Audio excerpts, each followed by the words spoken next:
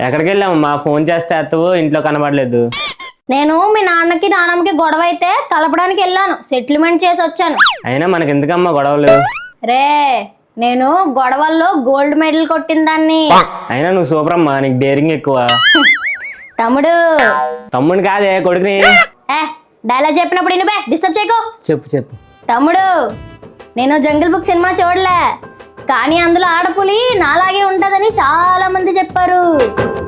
అది నిజమో కాదు నువ్వే చెప్పాలి. నిజమే నిజమే.